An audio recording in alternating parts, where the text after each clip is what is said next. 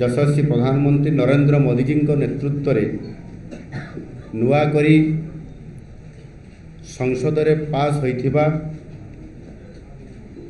Bill एवं आईन रे परिणत होइथिबा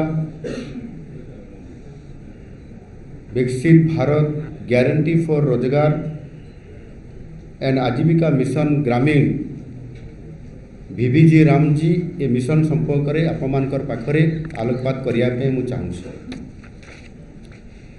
यशस्वी प्रधानमंत्री एकमात्र लक्ष्य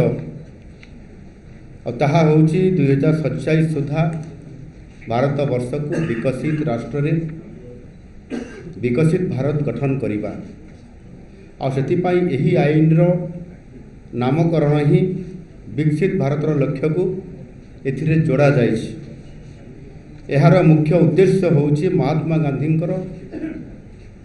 ग्राम्य स्वरोजगार लक्ष्य को वास्तव में किभली भाव में हासिल करा जाय पारिबो केवल तांकर नाम को व्यवहार करी कौन से राजनैतिक फायदा उठेबा यही आईन रो बा ये मिशन रो आदो लक्ष्य नुहे। ए आईन हवा परठारु एहा विरुद्ध रे विरोधी दल माने नाना प्रकार अपप्रचार करी चली। ये संसद भवन भितर मध्य एवं संसद भवन बाहर यह कृषक विरोधी एवं गरीब विरोधी बोली मध्य समाने दर्शाउछन्ति। किंतु प्रधानमंत्री विकसित भारत 2047 परिकल्पना रे कृषक एवं श्रमिक मानकर अधिकार जपरी सुरक्षित रही पारिबो से दिगरे ए आईन रे व्यापक भाव में व्यवस्था करा जायछि। तेणु तथ्य सम्बलित उपस्थापना जरिया रे एही अपप्रचार को एक जो सृष्टि होउतबा जो भ्रांति ताकू दूर करिबा एवं सेथिपाई आपण मानकर सहित आजिर ये प्रेस मीट रो आलोचना निश्चित भाव में मु जरूरी मन करी आपण मानकर सामना को आसिली। ये जो भारत रे कृषक आ गरीब लोक मानकू किभली भाव में तांको रोजगार तांकर वृद्धि हेबो एवं सेथिपाई विभिन्न समय रे स्वाधीनता पूर्व एवं स्वाधीनता परे मध्य तांको पाई रोजगार केमती बढ़िबो आ सेथिपाई स्वतंत्र व्यवस्था करिबा यार गोटे बहुत बड़ इतिहास अछि। 1876 रु 1878 मध्य भारतर होइतिबा दुर्भिक्ष एवं ता परवर्ती पर्याय रे इंग्रेज सरकारंकर एक योजना कार्यकारी करिबा पई 1880 रे एक फेमिन बा दुर्भिक्ष कोड प्रस्तुत करथिले। किंतु एथिरे लोकंकर सहायता देवा पई काम बाध्यतामूलक थिला। काम पाइबा लोकंकर किंतु कौनसी अधिकार मध्य नथिला। स्वाधीनता परे संविधान रो धारा 41 अनुसार राष्ट्र आर्थिक संबल को देखी लोकंकु काम जोगाइबा एक नैतिक दायित्व बोली प्रथमे केंद्र सरकार तरफ सेतेबेले निष्पत्ति निया जाइथिला। किंतु यह कार्यकारी करने दायित्व मध्य केंद्र सरकार राज्य सरकार मानक ऊपर दायित्व न्यस्त प्रदान करथिले। परवर्ती पर्यायर 1960 रे रूरल मैन पावर प्रोग्राम एवं 1971 रे crash scheme for rural employment आदि आरंभ होइतला। तेबे काम जदि थाए जदि काम थिबो ताहले समानंकु बा लोक मानकु ये काम जुगे दिया जिवो। काम जदि नाही ताले जुगे दिया जिवो नाही। जदिओ आवश्यकता बा जरूरी मने हला परे मध्य लोकंकर पई काम आदो सृष्टि करा जाउ नथिला बा लोक माने केमती नियमित भाव में रेगुलारली काम पाइबे आर्थिक रोजगार बढ़िबो ये कथा को प्राधान्य आदो दिया जाउ नथिला। एवं प्रशासनिक कार्यान्वयन रे विफलता जोगु मध्य एहा अनेक समय रे असफलता मध्य होइथिला। एवं परवर्ती पर्यायर 1977 रे महाराष्ट्र रे एक उत्तम एम्प्लॉयमेंट गारंटी स्कीम ईजीएस ये मध्य महाराष्ट्र सरकार ताकू आरंभ करथिले। विशेष करी मरुड़ी समय लोकों कामर यह डिमांड को देखिक किभली भाव में कार्यक्रम कराजिबो ताकू सुनिश्चित करवा एभली एक कार्यक्रम आरंभ करा जाइथिला। एही मॉडल आधार रे देश रे अनेक गुड़िए योजना कार्यकारी हेइथिला, यथा एनआरईपी, आरएलईजीपी, जेआरवाई, ईएएस, एसजीआरवाई एवं एनएफएफडब्ल्यूपी परी अनेक योजना गुड़िक मध्य परवर्ती पर्याय कार्यकारी भारत वर्ष रे करा जाइथिला। किंतु ये कार्यक्रम गुड़िक सबु बड़े विफलता ही बेसी देखौथिला। तार मुख्य कारण होची लक्ष्यहीनता, दुर्बल विकेंद्रीकरण और दुर्नीति जगू एगुड़िक पर्यायक्रम असफल ही होता। कौन सी प्रकार गरीब और श्रमिक मानक रोजगार सृष्टि कराइबारे अधिक फलप्रद हो पारि नथिला। एवं 2005 मसीहारे जातीय ग्रामीण निश्चित कर्म नियुक्ति योजना जहां एनआरईजीए कहा जाउछि, ये योजना को कार्यकारी आरंभ करा जाइथिला। एवं ये एनआरईजीए रो मध्य बहुत नाम अछि। गत 20 वर्ष धरिक सारा देश रे एनआरईजीए यह कार्यकारी आम देश रे एवं समस्त राज्य रे यह कार्यकारी करा जाउछि। एवं 2005 परे परवर्ती 5 वर्ष पर 2009 रे यह महात्मा गांधी एनआरईजीए भाव में नामित करा जाइथिला। किंतु एथिरे कौन सी प्रकार एनआरईजीए को एमजीएनआरईजीए महात्मा गांधी एनआरईजीए भाव में नामित तो करागला, किंतु वास्तविक तार मौलिक जो ढांचा बदलवा कथा जमती भाव में महात्मा गांधी नाम जोड़ागला पर सेमिति कौन सी प्रकार ढांचा तार परिवर्तन करागला नहीं। यह केवल गांधी नाम को ताकू व्यवहार करिकरी किभली भाव में गत यूपीए सरकार किभली भाव में निजर राजनैतिक फायदा से हासिल करेंगे ताकू आधार करिकरी यह कार्यकारी करागला। एवं वास्तव में जदि आम देखा ताहा मध्य विफल योजना। एणु स्थायी आसेट सृष्टि करिबारे यह संपूर्ण भाव में विफल होता। एथिरे प्रति परिवार पिछा 100 दिनर काम तार ग्यारंटी मध्य दिया जाइछि। तेबे जदि आमे यार जदि आमे आउटकम देखिबा ता वास्तविक तेबे 2025 रु 2021 रु 2025 मसीहा मध्य यह हाराहारी रोजगार प्रदान करिबार मात्र 50 दिन ही होइछि 100 दिन जगार, अर्थात 50%। आ काम न देइथिबा जगु जो भत्ता दिया जावार व्यवस्था थिला ताहा मध्य अति नगण्य। एथिरे विभिन्न राज्य रे अनेक स्काम रो मध्य उदाहरण देखा मिली। आपण माने समस्त बाबद अवगत थिबे। तदारख उत्तरदायित्व व्यवस्थार संपूर्ण ये दुर्बल थिबा कारण ये प्रोग्राम मध्य आपंकर असफल होइछि एवं एथिरे दुर्नीति छिटा मध्य लागिछि। जदि यही स्काम ग्रामांचल लोकों को निश्चित कर्म नियुक्ति देवार लक्ष्य रे आरंभ करा जाइथिला, किंतु यूपीए सरकार समयर कार्यान्वयनर तार विफलता, दुर्नीति और अपव्यवहार जगू यह प्रकृत कर्म आशायी को कौन सी सुविधा एवं ताहार सुजोग दे पारि नथिला। जदि आमे किछि उदाहरण भी रखा जाई पारे सेतिले बिहार जदि कथा आसीबो ताले 2006 रु 11 मसीहा मध्य ये समय बिहार रे प्राय 6000 कोटी टंकार स्काम होइतिला, जो कि मिछ मस्टर रोल भूत और अयोग्य हिताधिकारी को जोड़ी दि जाइतिला एवं मजूरी प्रदान में व्यापक भाव में अनियमितता आदि घटई संगठित भाव में योजनाबद्ध भाव में ये दुर्नीति को करा जाइतिला।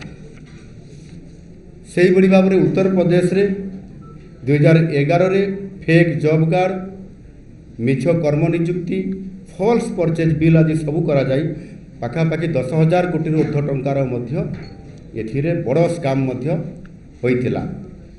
ଆମ ଓଡ଼ିଶାରେ ମଧ୍ୟ ଓଡ଼ିଶାର ସମ୍ବଲପୁର ଏ ଅଞ୍ଚଳରେ ଦେଖା ଦେଇଥିଲା। 2012 ମସିହାରେ କିଛି ମୃତ ବ୍ୟକ୍ତି, ରୋଗୀ ଏବଂ ବାର୍ଦ୍ଧକ୍ୟ ଭତ୍ତା ପାଉଥିବା ବ୍ୟକ୍ତିମାନଙ୍କୁ ତାଙ୍କୁ ମଜୁରୀ ପ୍ରଦାନ କରିବା ଆଉ ସେଥିପାଇଁ ଏ ପ୍ରକାରର ଗୋଟେ ଯେଉଁ ପ୍ରକାଶ ହେଇଥିଲା, ଗୋଟେ ଖବରକାଗଜରେ ମଧ୍ୟ ବାହାରିଥିଲା ଏବଂ ସମ୍ପୂର୍ଣ୍ଣ ଭାବରେ ଇଏ ଗୋଟିଏ ମଧ୍ୟ ସ୍କାମ୍ ହେଇଥିଲା।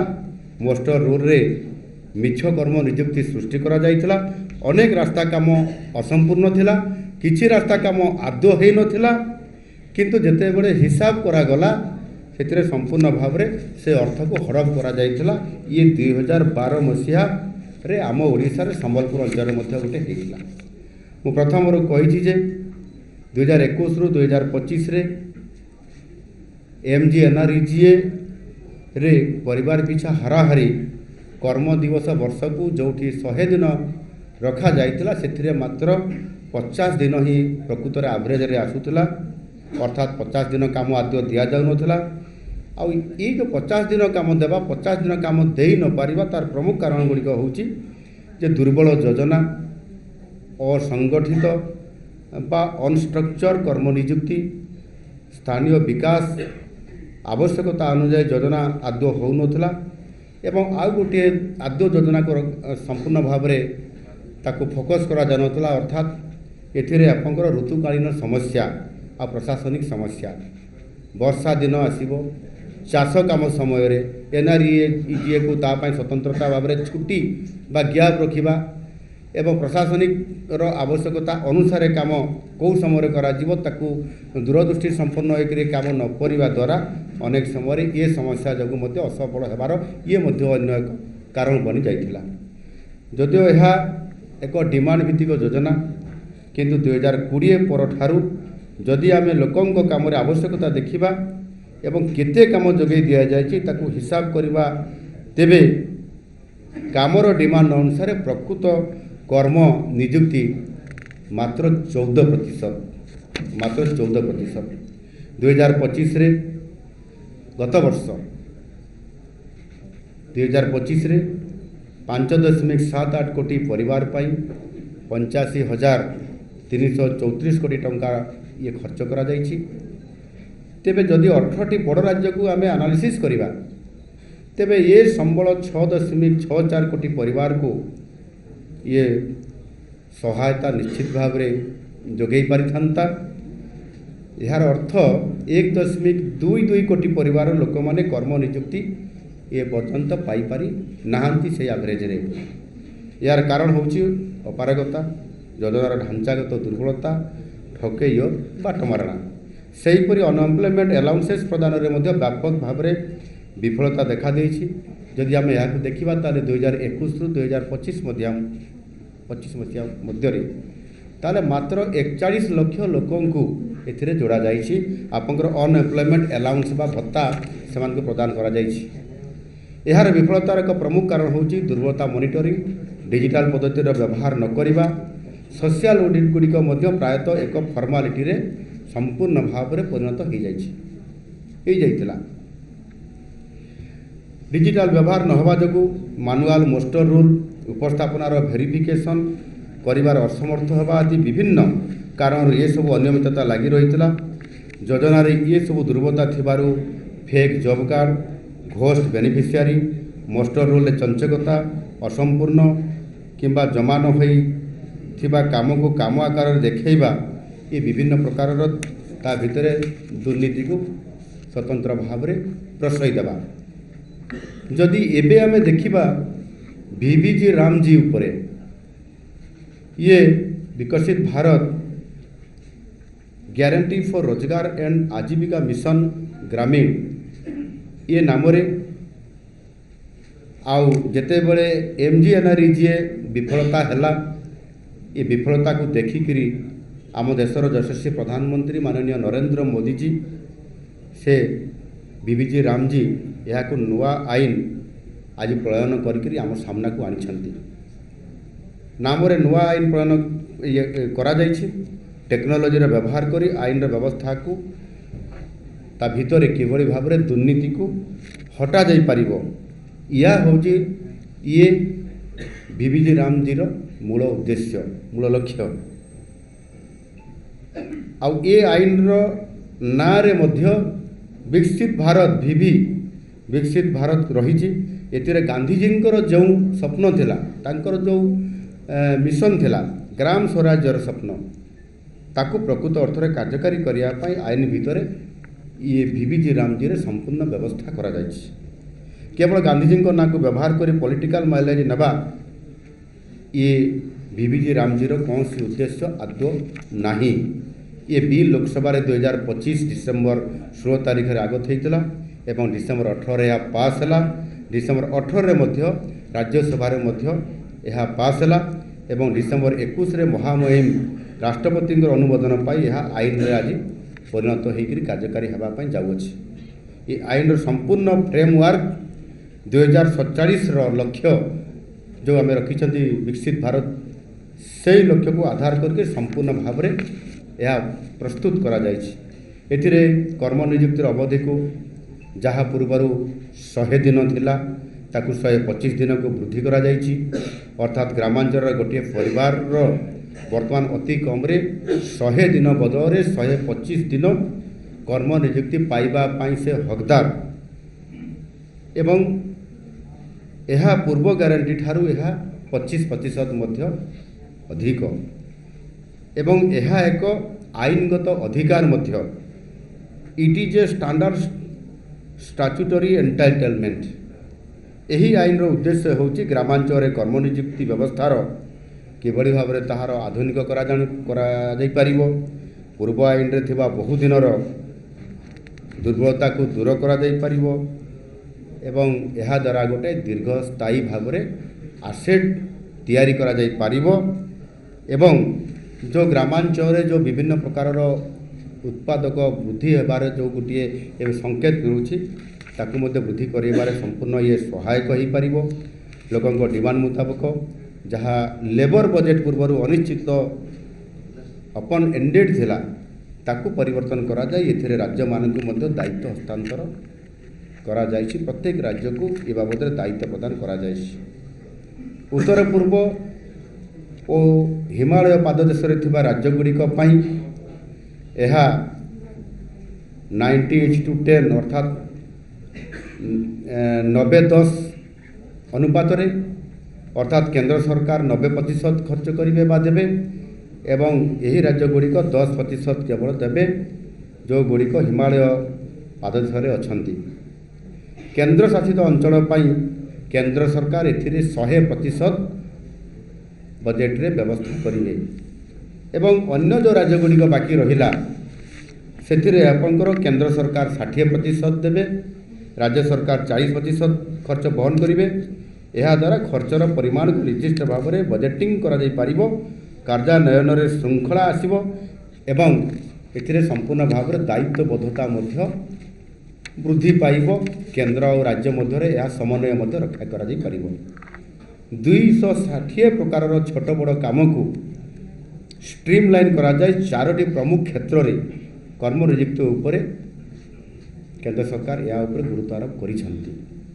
यही 4टी क्षेत्र है प्रथम है जल सुरक्षा बा वाटर सिक्यूरिटी, द्वितीय ग्रामांचल भित्तिभूमि बा रूराल इंफ्रास्ट्रक्चर, तृतीय जीविका आसेट्स बा लाइवलीहुड आसेट्स एवं जलवायु सुरक्षा बा क्लाइमेट प्रोटेक्शन। कृषक मानकर स्वार्थ को दृष्टि रखी चाष समय एवं जेतेबेले अमल समय चाष काम जेतेबेले चलीथिबो एवं अमल काम जेतेबेले चलीथिबो से समय आईनगत भाव में ये काम संपूर्ण भाव में बंद रहिबो। यह वर्ष को 60 दिन रखा जाइछि। अर्थात यही समय कहीं मिछरे काम होइछि बोली देखाई ठकिकी केवे काम करने ना बिल करी नहीं पारे ना। यह द्वारा कृषि क्षेत्र में श्रमिकर अभाव समस्या ये मध्य दूर हम एवं अଯଥା मजूरी बढ़िबा ये समस्या मध्य बंद हम बा दूर हम। ये आईन में मॉनिटरिंग पाई टेक्नोलोजीर व्यापक व्यवहार ताउपरे गुरुत्व फोकस करा जाइछि। एआई भित्तिक फ्रॉड डिटेक्शन, जीपीएस किंबा मोबाइल ट्रैकिंग सप्ताह को थरे तथ्य प्रकाश ये बाध्यतामूलक एवं द्विवार्षिक सोशल ऑडिटर मध्य संपूर्ण भाव में एथिरे व्यवस्था करा जायछि। ଏହା ସହିତ କେନ୍ଦ୍ର ରାଜ୍ୟର ଷ୍ଟିଅରିଂ କମିଟି ଗୁଡ଼ିକ ମଧ୍ୟ ନିୟମିତ ଭାବରେ ସେମାନେ ତଦାରଖ କରିବେ ଏବଂ ଆବଶ୍ୟକ ସ୍ଥଳେ ସଂଶୋଧନମୂଳକ ବିଭିନ୍ନ ପ୍ରସ୍ତାବ ବି ଦେବେ ଏବଂ ପଦକ୍ଷେପ ବି ମଧ୍ୟ ନେଇପାରିବେ। ଏମ୍ପ୍ଲୟମେଣ୍ଟ ଆଲାଉନ୍ସ ଦେବା ପାଇଁ ଏକ ସମୟରେ ବ୍ୟବସ୍ଥା ଇଏ କରାଯାଇଛି, ସମୟ ଭିତ୍ତିକ କରାଯାଇଛି। କାମ ମାଗିବାର 15 ଦିନ ମଧ୍ୟରେ ଯଦି କାମ ଦିଆଯାଇ ପାରିଲା ନାହିଁ ତାହେଲେ ଭତ୍ତା ଦେବାକୁ ବାଧ୍ୟ ଯେଉଁମାନେ କାମ ଡିମାଣ୍ଡ କରିବେ ବା ଦାବି କରିବେ।